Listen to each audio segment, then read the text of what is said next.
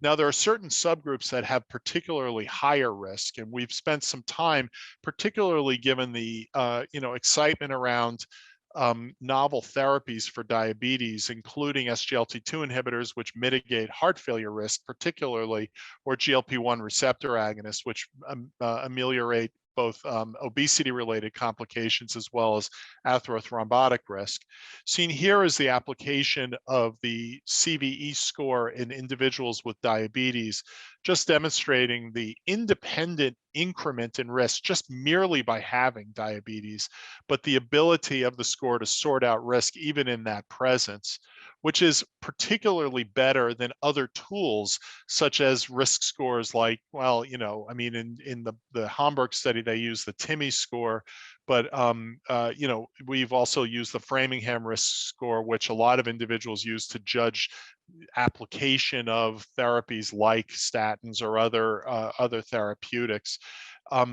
Furthermore, you can also say, well, how does it do relative to just single biomarkers? People like myself have spent a lot of time working on high sensitivity troponin or NT-proBNP, and they're good. I mean, there's no question, but to damn them with faint praise would be, I think, reasonable. I mean, NT-proBNP does an adequate job.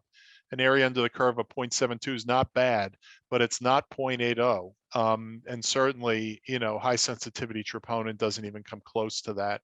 So the attractive aspect of this, I think can be summed up by saying, you've got an inductive method to develop these panels with the 4 markers as summarized on the next slide that really sort of gives you the broad view, if you will, of potential cardiovascular risk, whether it's heart muscle or atherothrombotic complications, and really providing actionable information. The other thing is that patients really resonate well with the idea of being evaluated in this manner, and Prevencio has created patient-related materials, which frankly, in the patients I've measured and I've found individuals really resonate well with this.